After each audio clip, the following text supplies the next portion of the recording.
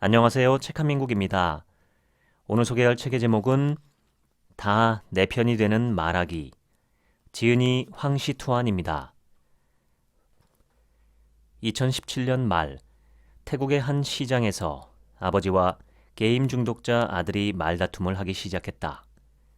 화가 머리끝까지 난 아버지는 권총의 실탄을 장전하고 카운터 위에 올려놓은 뒤 말했다. 그따위로 살 거면 살지 마. 바로 그때 아들이 권총을 집어들고 자신의 머리에 총구를 겨눈 뒤 그대로 방아쇠를 당겼다. 말에는 칼처럼 역사를 바꾸는 힘이 있다. 말은 칼처럼 사람을 구할 수도 있고 해칠 수도 있다. 미국의 저명한 아동 심리학자 아델 페이버는 이렇게 말했다. 당신의 말이 아이에게 미치는 영향을 절대 낮게 평가하지 마라. 언어가 가진 힘은 거대하며 측량하기 힘들다. 상위 분류란 이야기의 범위를 확장하여 세부적인 부분을 하나의 큰 화면으로 이동시키는 것을 말한다. 점술사가 하는 말을 예로 들어보자. 좋은 일이 생겼나 봐요. 마음 쓰이는 일이 있어 보이네요. 등등. 이런 말들은 모두 그 범위가 굉장히 넓다. 적중률은 순식간에 높아진다. 더 큰 범위에 대해 말하고 더 많은 내용을 포함하는 단어를 사용하는 언어의 기술이 바로 상위 분류다. 당신이 다른 사람과 공감대를 형성할 필요가 있거나 다른 사람의 신뢰와 지지가 필요할 때 상위 분류 언어를 사용할 수 있다. 당신이 말하는 내용의 범위가 넓다면 상대방의 공감을 쉽게 얻을 수 있고 신속하게 서로의 관계를 가까워지게 할 수 있다. 이것이 바로 상위 분류법의 매력이다. 마틴 루서 킹이나 버락 오바마의 연설 등 정치인들의 연설은 많은 사람의 공감을 불러일으켰다. 감동적인 이들 연설의 특징을 보면 곳곳에서 상위 분류 언어들을 찾아볼 수 있다. 사람은 누구나 꿈을 갖길 바라고 변화를 바란다. 이것은 큰 범위의 언어이며 유권자 대다수의 내면을 대변한 것이다. 말의 범위를 축소하는 과정을 하위 분류라 부른다. 하위 분류는 일반적인 사건을 특정 사건으로 전체에서 부분으로 범위를 축소할 수 있다. 이 하위 분류의 기술은 우리가 어떤 일에 대해 더 명확하게 이해하고 구체적인 사항과 데이터를 찾는 데 도움을 준다. 다음은 하위 분류를 할 때 많이 쓰는 질문들이다. 구체적으로 무엇인가? 언제? 어디서? 누가? 무엇을? 어떻게? 횡적 분류란 어느 한 그룹에서 다른 그룹으로 이동하는 것을 말한다. 서로 전혀 관련 없어 보이는 것을 연결 지을 수 있고 동시에 원래 갇혀있던 틀에서 빠져나와 무한한 가능성을 발견할 수 있다. 횡적 분류식 사고를 유도하기 위해서는 어떻게 해야 할까? 전형적인 질문 몇 가지가 있다. 일명 잠재력 개발 질문이다. 네 생각은 어때? 또 뭐가 있을까? 그것을 제외하고 또 뭐가 있을까? 있다고 생각해보면 또 뭐가 있을까? 아이가 당신에게 다음과 같은 질문을 했다고 생각해보자. 아빠, 인류는 어디에서 온 거예요? 이럴 때 뭐라고 대답할 것인가? 오히려 아이에게 다음과 같이 되묻는다면 어떨까? 네 생각은 어때? 당신의 반문에 아마도 아이는 다음과 같이 대답할 것이다. 책에는 원숭이에서 진화했다고 나와 있어요. 그러면 계속해서 다음과 같이 물어야 한다. 또 다른 가능성이 있을까? 아이는 잠시 생각한 후 대답한다. 그러다 아이가 없어요 라고 말했을 때 한 번 더 물어보자. 있다고 생각해보면 또 뭐가 있을까? 이처럼 오랜 생각을 거친 후 나온 대답은 아이의 창의성에서 나온 대답일 가능성이 크다. 세 가지 분류법은 카메라에 비유할 수 있다. 상위 분류는 더 넓은 시야로 많은 풍경을 사진에 담을 수 있는 광각 렌즈와 같고, 하위 분류는 아무리 멀리 있는 사물이라도 선명하게 찍을 수 있는 망원 렌즈와 같다. 횡적 분류는 카메라를 든 사람이 초점을 어디에 맞출지 고민하는 사고력이다. 상위 분류는 공감대를 형성하고, 하위 분류는 사건을 더 명료하게 해주며, 횡적 분류는 선택지를 늘려준다. 인생을 살아갈 때 한 번쯤은 상대와 충돌하거나 대립하는 상황이 벌어진다. 이때 우리는 우선 상위 분류를 통해 상대방과 공감대를 형성하고, 그 다음 횡적 분류를 통해 선택지를 늘리고, 마지막으로 하위 분류를 통해 구체적인 행동 방안을 모색하면 된다.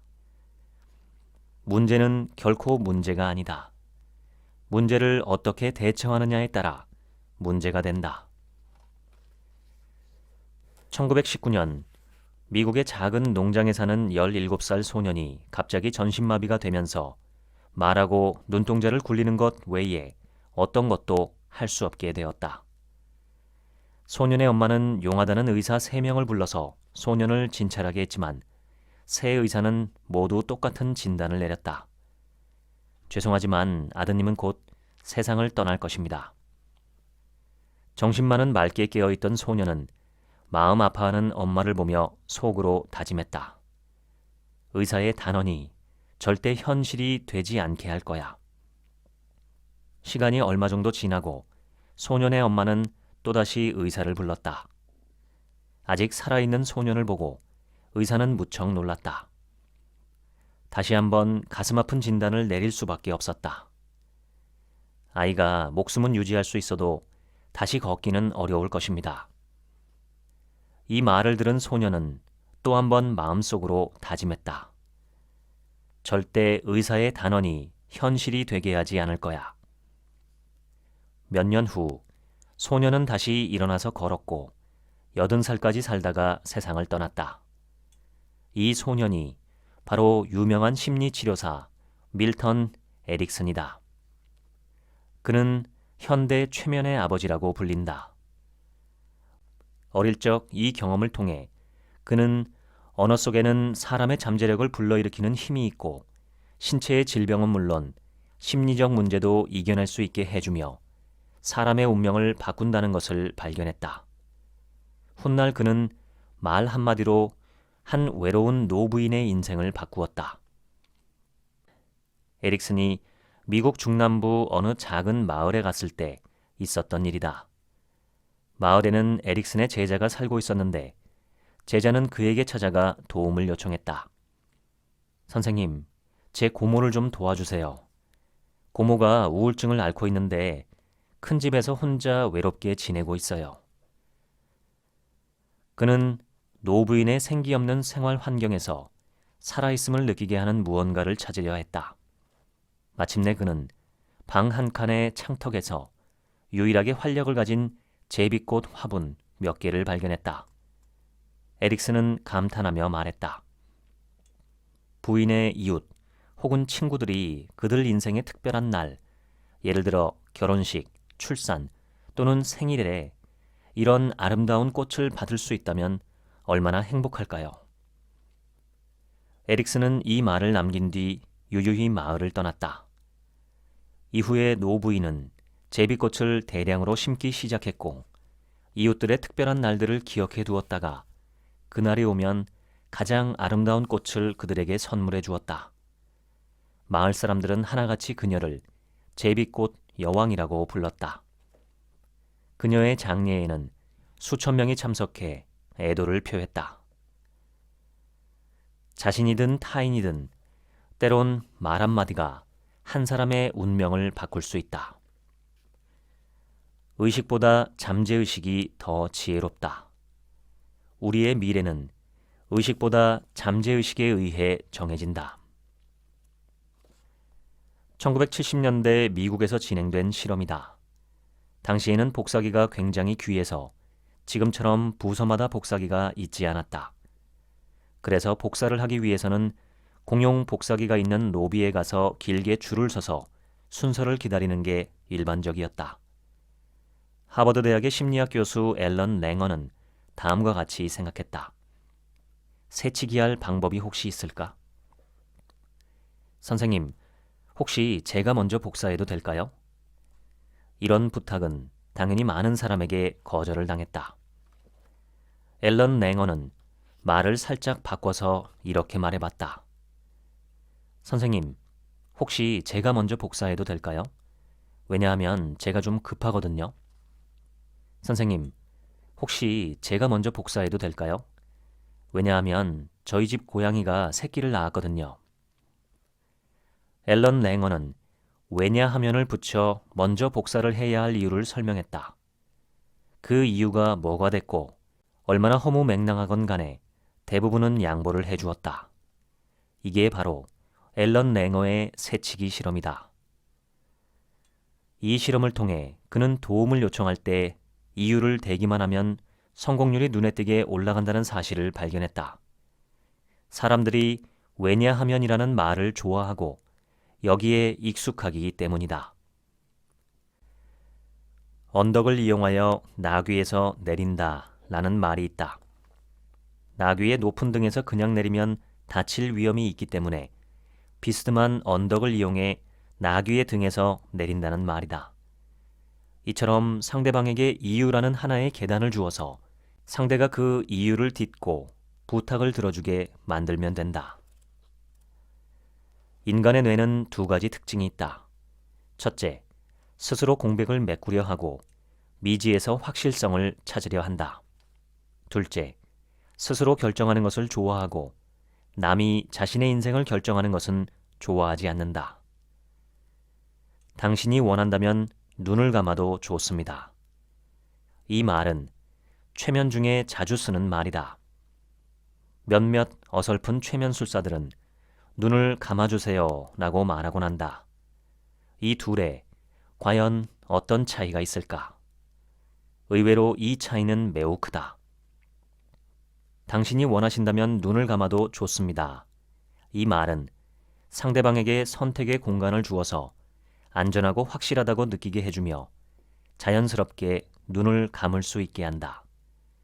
또한 이는 자신의 결정이므로 전혀 거부감을 느끼지 않는다. 노래 가사에는 주체가 없을 때가 많다.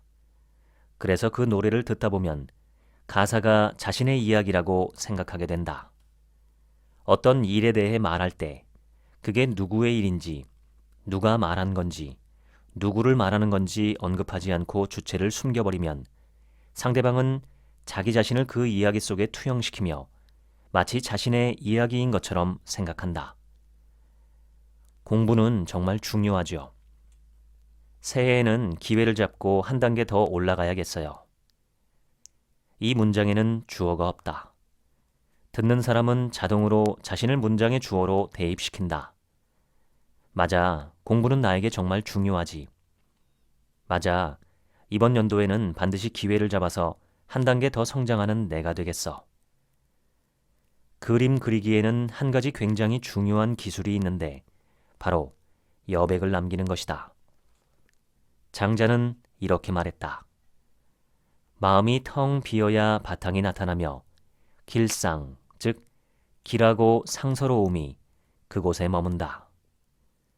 방 안에 물건이 가득하면 햇볕이 뚫고 들어오지 못하고 비어있는 방일수록 탁 트이고 환하며 좋은 일들이 끊이지 않고 일어난다는 뜻이다. 여백의 기술은 말에도 똑같이 적용된다. 알맞은 시기에 그에 어울리는 공백을 남기면 보다 좋은 효과를 얻을 수 있다. 전통 최면술사들이 자주 쓰는 방법이 있다. 우선 상대의 현재 상태를 묘사한 후 마지막에 최면 지시를 내린다. 당신은 의자에 앉아 있고 등은 의자에 기대어져 있습니다. 당신의 몸은 이제 편안해집니다. 이 말들이 효과적인 것은 문장 앞부분 내용이 실제 일어난 일이고 뒷부분은 화자의 희망사항이기 때문이다. 부인할 수 없는 방법으로 상대방의 현재 상황을 묘사하고 나서 최면 지시를 내리는 것이다. 사람들과 소통할 때 앞서 말한 원리를 이용해서 우리는 한 가지 언어 기술을 응용할 수 있다. 바로 따라 말한 뒤 인솔하기이다. 방법은 간단하다. 우선 상대방이 한 말을 따라 말하자. 2문장 정도 따라 말하는 게 제일 좋다. 그리고 나서 상대방을 우리가 원하는 방향으로 인솔하면 좋은 소통의 결과를 얻어낼 수 있다. 다음은 예시이다.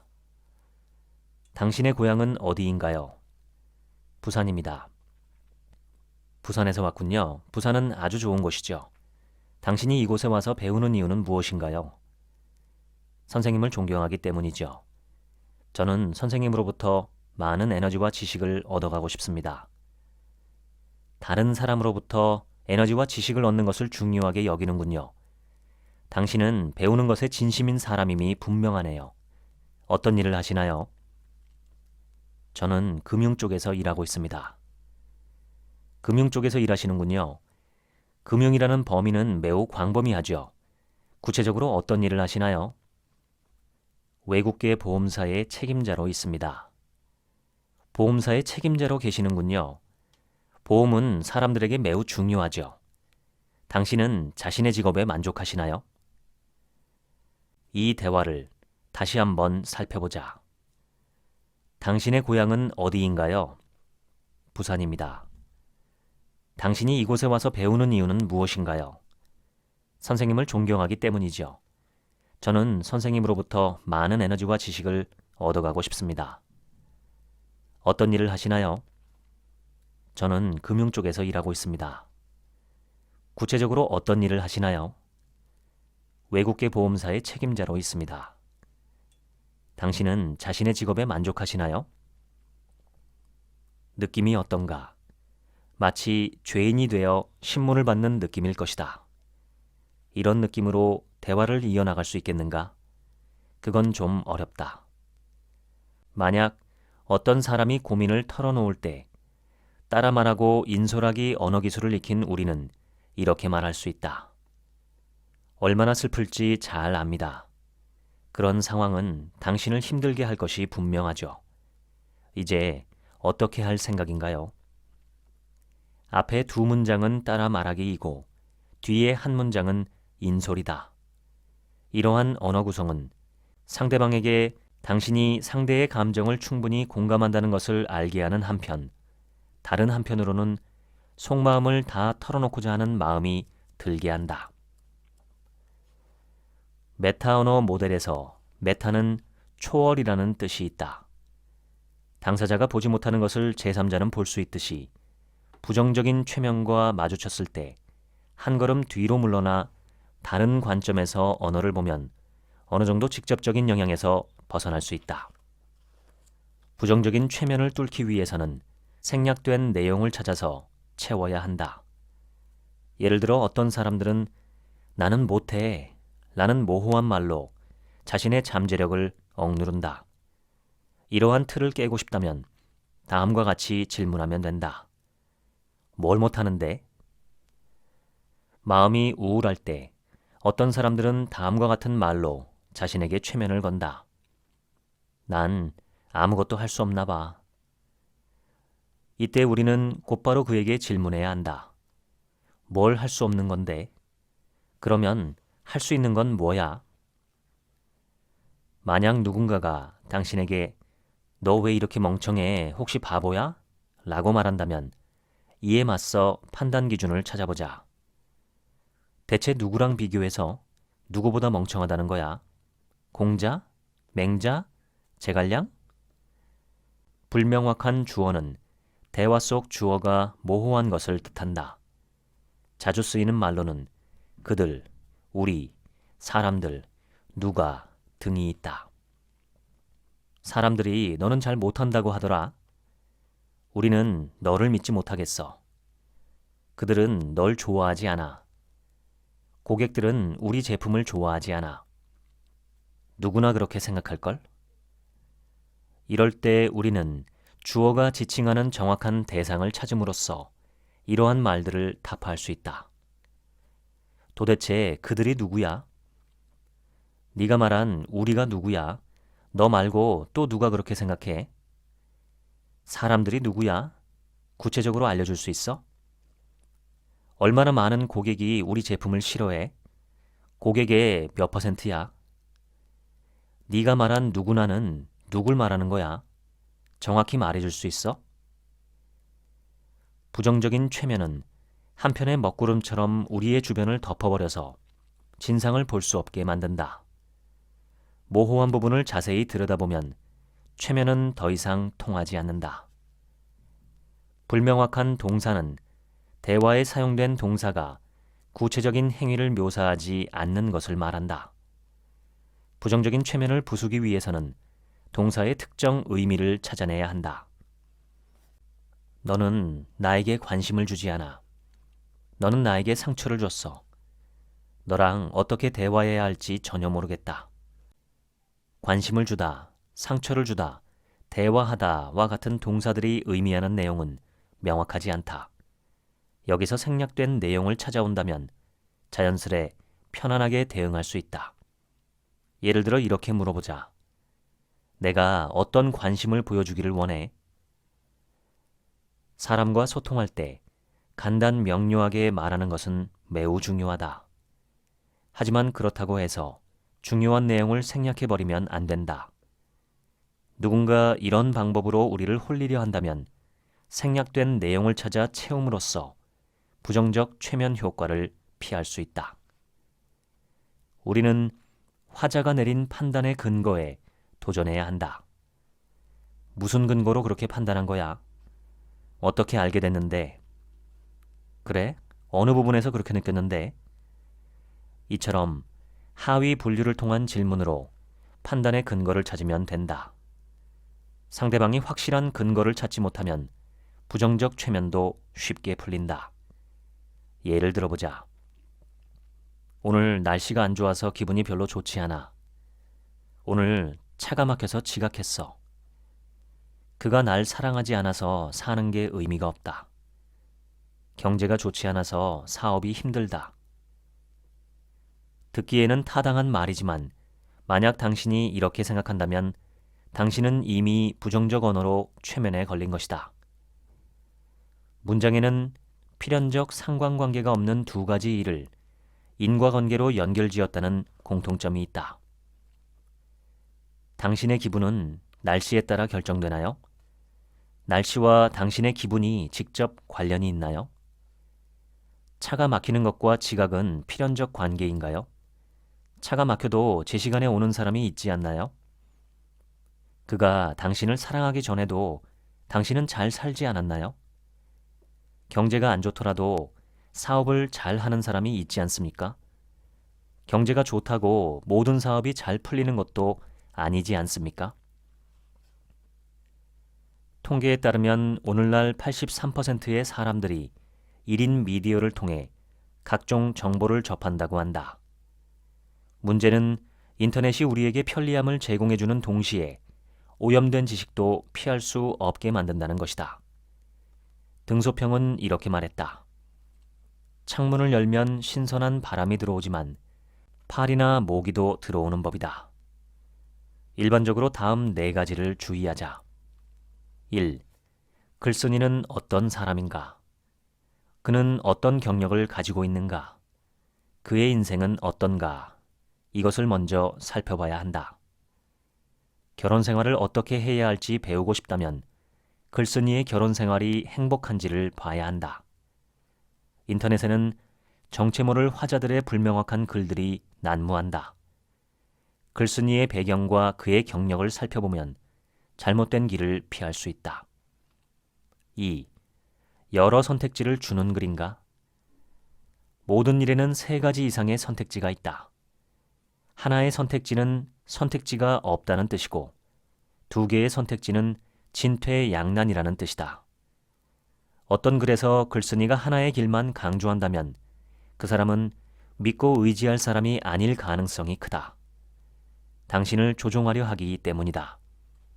좋은 글쓴이, 좋은 지도자는 인생의 여러 가지 가능성을 보여주고 열어주며 당신의 앞길에 선택지가 충만하게 해준다. 3. 글을 읽고 나서 희망으로 가득 찼는가? 글 한 편을 읽고 난 뒤, 혹은 책 한 권을 읽고 난 뒤 절망을 느꼈다면 그런 글은 되도록 멀리하자. 4. 스스로 책임을 지게 하는가?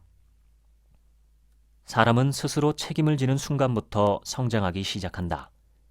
만일 어떤 글이 당신의 불행은 사회의 무관심 때문이고 부모가 만들어낸 것이라고 말하며 책임을 미루게 만든다면 그 글은 당신의 인생을 좀먹는 글이다.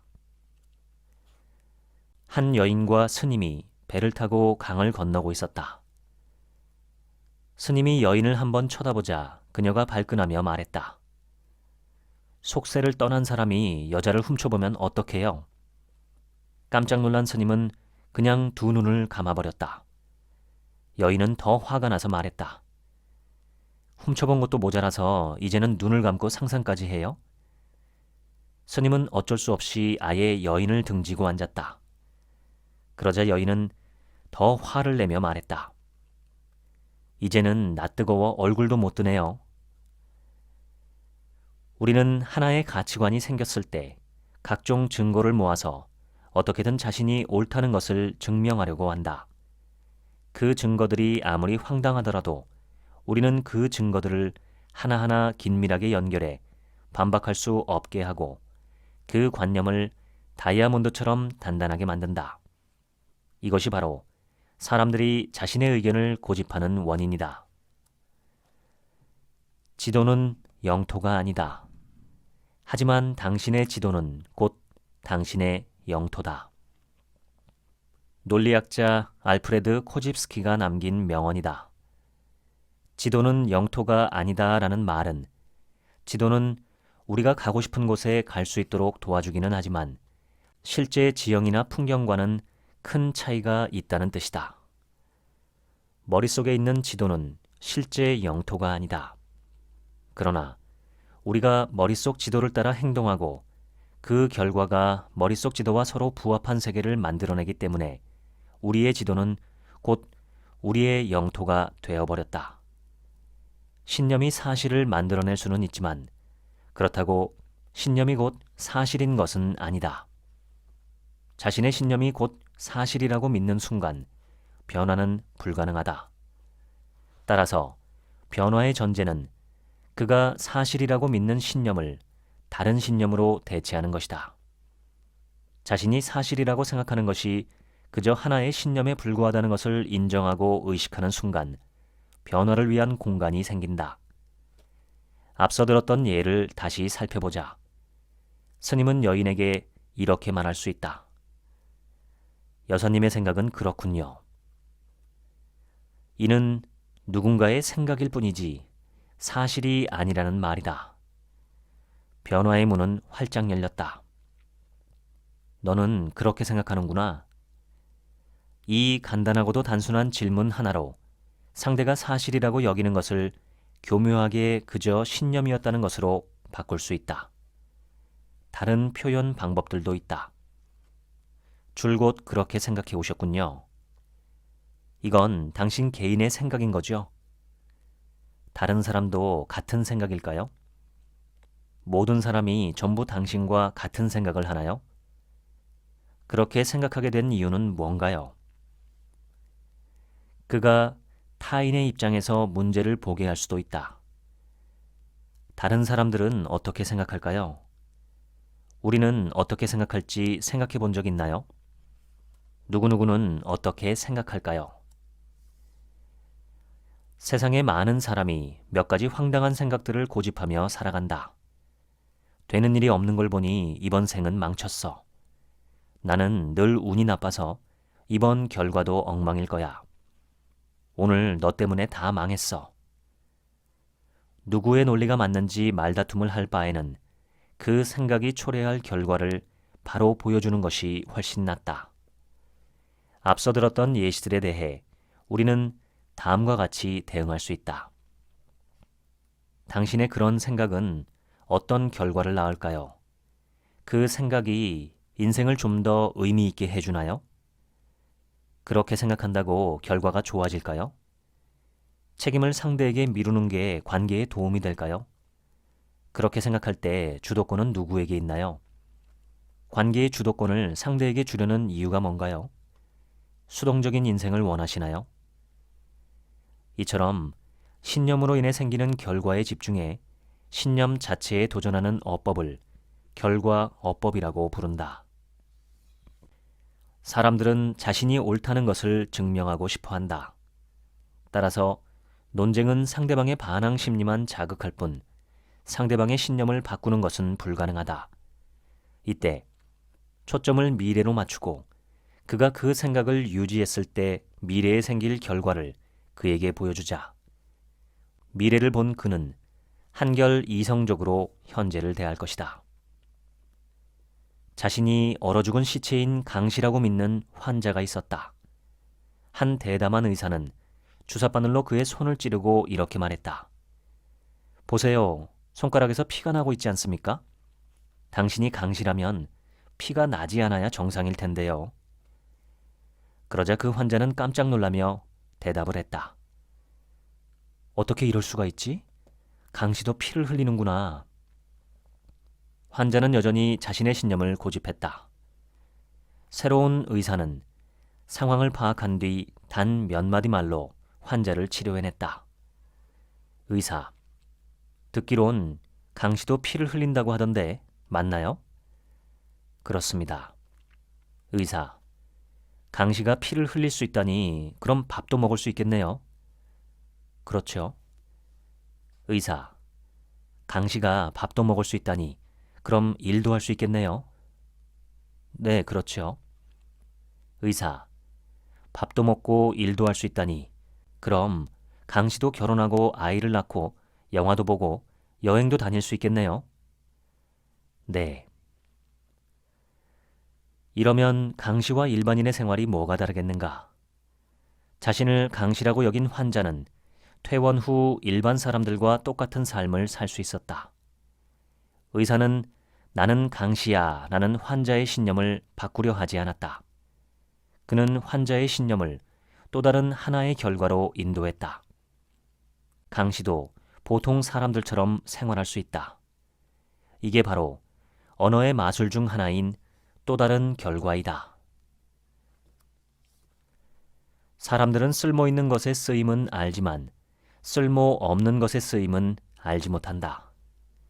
지혜는 넓은 시야와 다각도에서부터 비롯된다.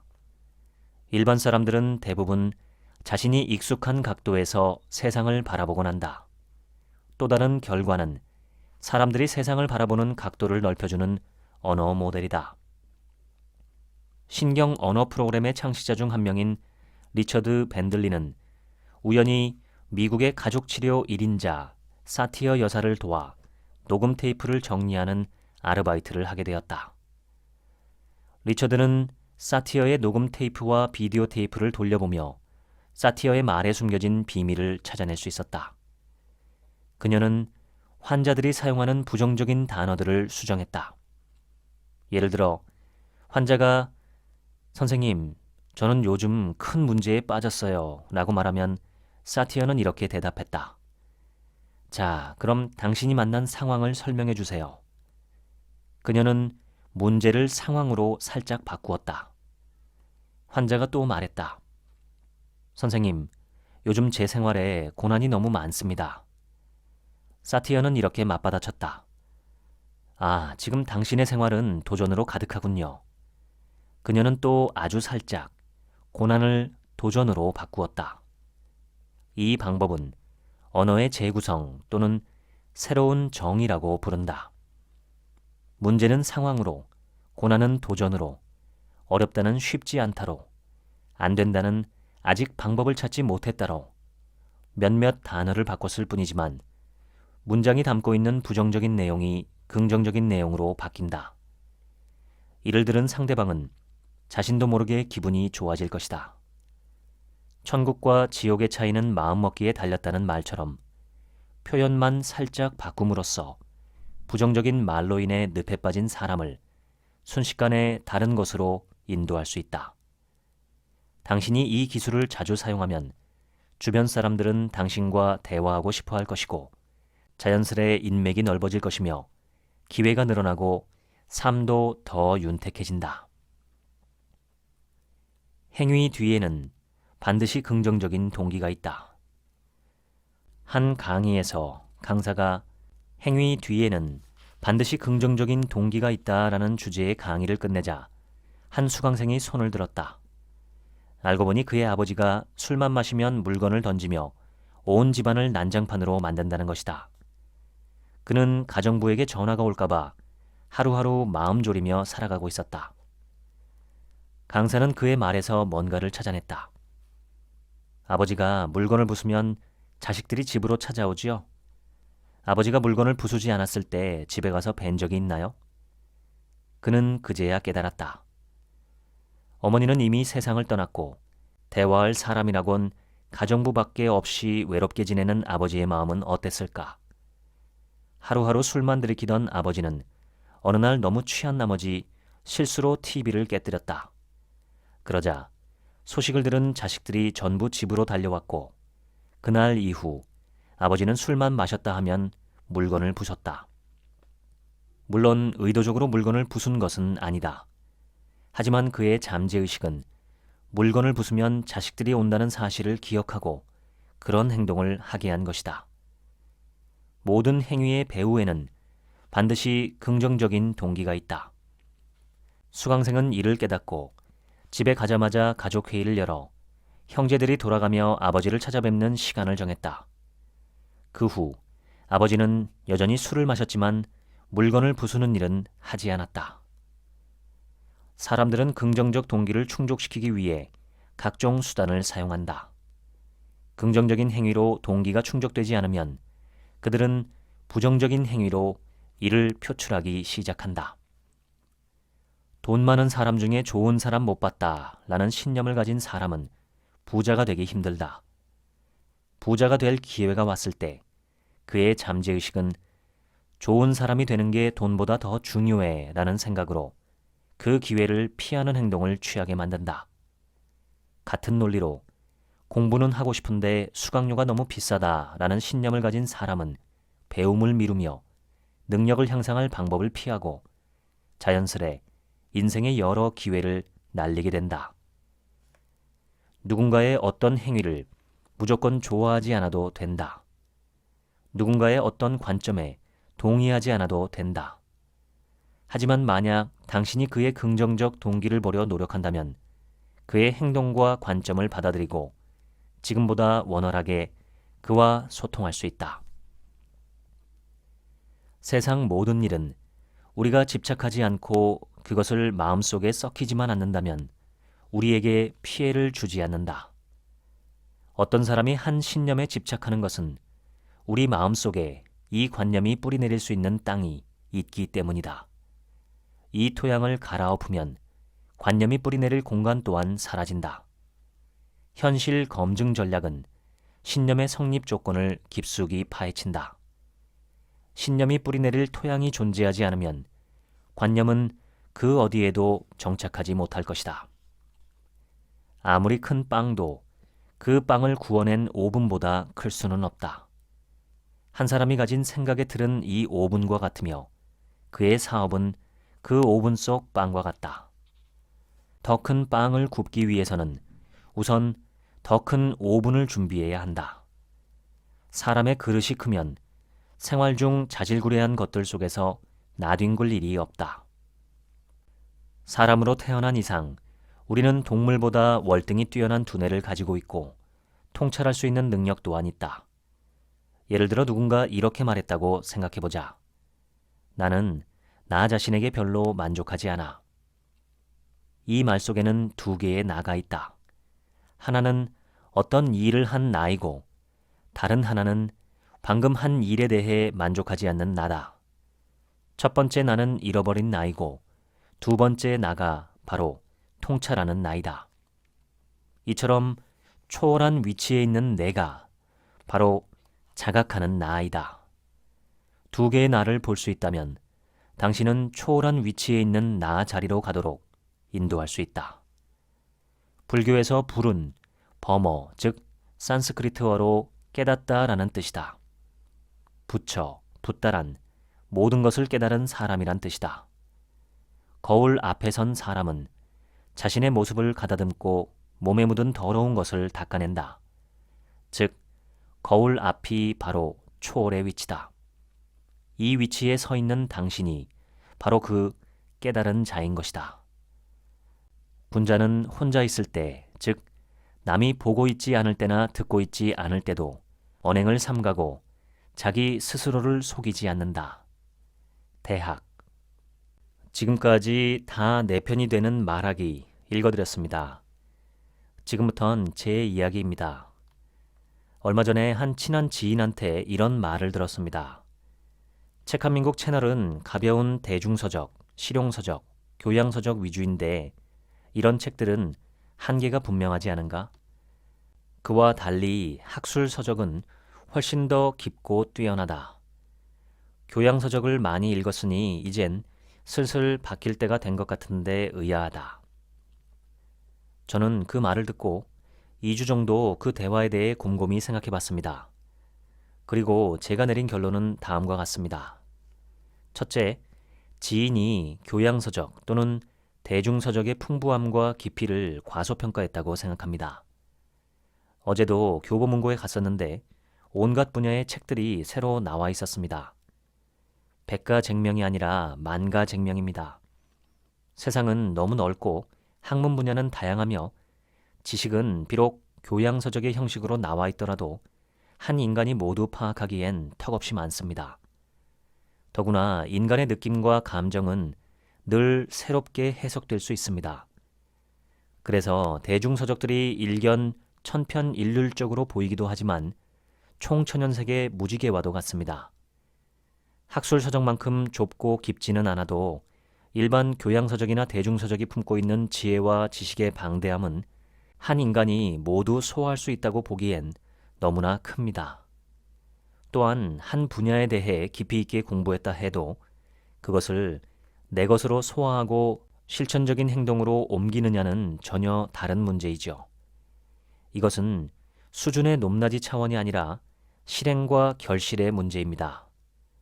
예를 들어 오늘 소개한 책 같은 경우에 다 어딘가에서 한 번쯤 들은 말 같은데 또는 다 아는 말 같은데 하고 얼마든지 생각할 수 있습니다.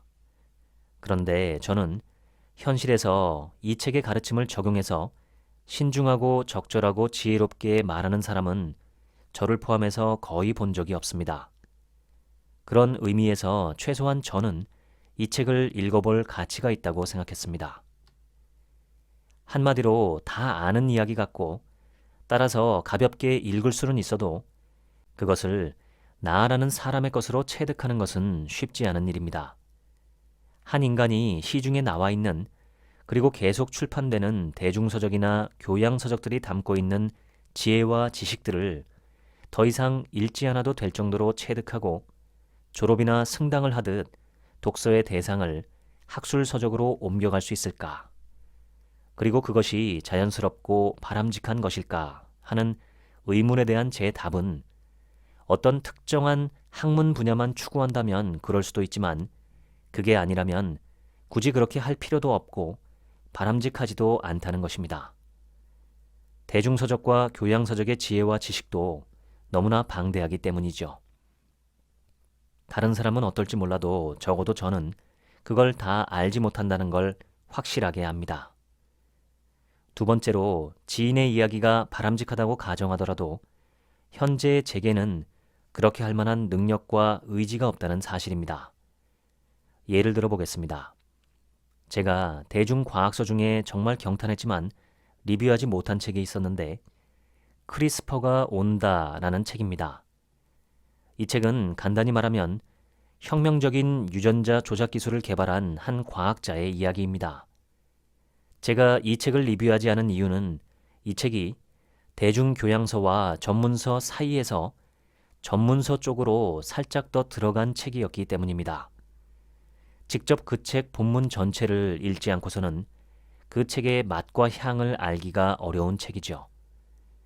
전문 기술에 대한 교양 서적이기 때문이기도 하지만 어떤 저자들은 마치 책 한 권이 한 문장으로 연결되어 있는 것처럼 굉장히 짜임새 있게 글을 쓰기 때문에 발췌 요약이 어려울 때가 종종 있습니다. 이런 책들은 발췌 요약을 하면 무슨 뜻인지 연결이 잘 안 되기도 하고 원문이 갖고 있는 탄탄한 논리 구조나 설득력이 사라지기도 합니다. 또한 저 자신도 그걸 올바르게 이해했다고 확신할 수 없기 때문에 요약 발췌한다고 해도 실수할 가능성이 높아지고 듣는 당신께서는 복잡하고 이해하기 어렵고 따라서 무관심해지기 쉬운 책입니다. 특히 과학기술 분야 책들이 그렇죠. 역사나 경제 경영 책들도 종종 그렇습니다. 너무 좋은 책인데 제가 그 내용을 완전히 이해하지 못해서 또는 40분 정도로 발췌 요약할 자신이 없어서 리뷰를 포기한 책들이죠. 셋째는 지식과 지혜의 차이입니다. 이건 어디까지나 순전히 개인적인 느낌이지만 전문적인 학술 서적에서는 주로 지식을 얻고 대중서적과 교양서적에서는 지혜를 얻는 경험을 저는 자주 합니다. 어찌 보면 두 분야의 목적이 서로 다르기 때문에 당연한 결과라고 봐야겠죠. 학술서와 교양서는 지식과 지혜에 대한 추구 방향이 좀 다릅니다. 그리고 전문적인 학문 분야를 더 쉽게 풀어주는 교양서적은 독서의 대중화라는 측면에서 상당히 큰 의미를 갖고 있다고 생각합니다. 대중서적의 가장 큰 단점은 중복성입니다. 어떤 독창적인 내용의 책이 나오면 유사하게 베껴 쓴 책들이 우후죽순처럼 쏟아지는 현상을 보면 교양서적의 한계를 볼 수 있습니다. 물론 나중엔 진짜 독창적이었던 오리지널 작품만이 고전 명저로 자리매김하기도 하지만 그러려면 최소 20-30년은 흘러야 하기 때문에 당대에는 유사품들이 진품이나 비슷한 인기와 사랑을 누립니다. 그러다 보니 이 책 이야기나 저 책 이야기나 비슷한 경우가 생기죠. 정리하자면 대중교양서적의 콘텐츠는 무궁무진한데 그 방대함을 제가 완전히 소화할 능력은 부족하며 한편으론 대중서적만이 줄 수 있는 장점이 있기에 대중서적을 졸업하고 학술서적으로 넘어간다는 개념은 현실적으로 항상 바람직하다고 볼 수는 없고 현재 제가 바라지도 않으며 그럴 필요도 없다는 것이 제 결론이었습니다. 다만 제가 전문적으로 파고들 학문 분야를 하나 잡는다면 이야기는 좀 달라질 수 있겠죠. 지인을 원망하거나 비난하는 이야기는 아닙니다. 오히려 제게 생각거리를 던져준 아이디어였기에 참 감사한 일이었습니다. 고전 명저라 하는 책들 또는 소위 깊이 있는 책들을 리뷰할 생각은 없느냐라는 댓글도 있었는데 역시 비슷한 느낌이 들었습니다. 책한민국 채널 자체의 컨셉은 신간 교양서적 소개이고 기존의 고전 명저들은 저 개인적으로는 이미 대부분 읽었거나 주기적으로 여러 번 읽고 있고 또 고전 명저들은 특히 저작권 승낙을 받기가 까다로운 경우가 많아 거의 리뷰를 하지 않고 있습니다. 제 채널에서 다루려면 발췌 요약으로 30에서 40분은 써야 하는데 출판사 요구 조건을 보면 10분에서 15분 정도 낭독도 하기 어려운 경우가 많습니다. 그럴 땐 아쉽지만 포기합니다. 그 정도의 짧은 낭독으로 영상을 만들려면 발췌 낭독이 아니라 비평의 영역으로 들어가야 하는 것인데 그러면 책한민국 채널의 성격을 바꿔야 하기 때문이고 제게 그럴 능력이 있는지도 제가 확신할 수 없기 때문입니다. 이야기 나온 김에 하나 더 말씀드리면 저는 깊이 있는 책, 깊이 없는 책이라고 구분하는 것에 회의를 갖고 있습니다. 조금이라도 나를 더 나은 사람으로 만들 수 있는 책이라면 저보다는 깊은 책이 아닐까요? 아무리 남들이 위대한 책이라고 추앙해도 그 책이 막상 내 삶에 아무 영향을 미칠 수 없는 상황이라면 그 책은 그냥 의미 없는 책입니다. 깊이 있는 책, 고전 명저들은 아마도 많은 수의 사람들에게 영향을 준 책들이겠죠. 그렇지만 고전 명저들도 시대의 산물이라는 한계를 갖고 있는 경우가 참 많습니다. 환경과 상황이 바뀌면 빛이 바래고 새로 태어나는 신간에게 고전 명저 자리를 양보해 주어야 할 때가 많죠. 이걸 극복하고 몇백 년 또는 몇천 년 동안 살아남은 책들은 정말 대단한 책들입니다. 그런데 그런 책들은 정말 적습니다. 시공간을 초월해 사랑을 받는 이런 명저들은 인간이라는 존재의 공통적인 핵심 특성만을 다루고 있기 때문입니다. 가령 동서양 고전이라고 하는 책들 불과 몇백 권 정도입니다. 이런 책들은 정말 깊이 있는 고전 명저라고 인정합니다. 그러나 나머지는 50보 100보인 경우가 많습니다. 대중서적과 교양서적 또는 소위 깊이가 부족하다는 책들 앞에서 저는 우리가 좀 더 겸손해질 필요가 있다고 생각합니다. 겸손하지 않을 때 자신이 만들어낸 지적 허영에 자기 스스로가 속아 넘어가는 경험을 저도 자주 하기 때문입니다. 저는 독서의 가장 큰 묘미가 나의 무지를 점점 더 분명하고 광범위하게 깨닫게 되는 점이라고 생각합니다. 철로 된 무기를 아무리 던져도 다 받아먹고 점점 더 커지기만 하는 전설 속의 불가사리처럼 아무리 고전 명저나 유명하다는 책과 신간서적을 읽고 또 읽어도 저의 무지가 그것보다 상대적으로 더 크고 빠르게 점점 더 압도적으로 불어나기만 한다는 걸 깨달았을 때 얼마나 무력하고 화가 났는지 모릅니다. 그래서 몇 년간 일부러 독서를 하지 않은 적도 있었습니다.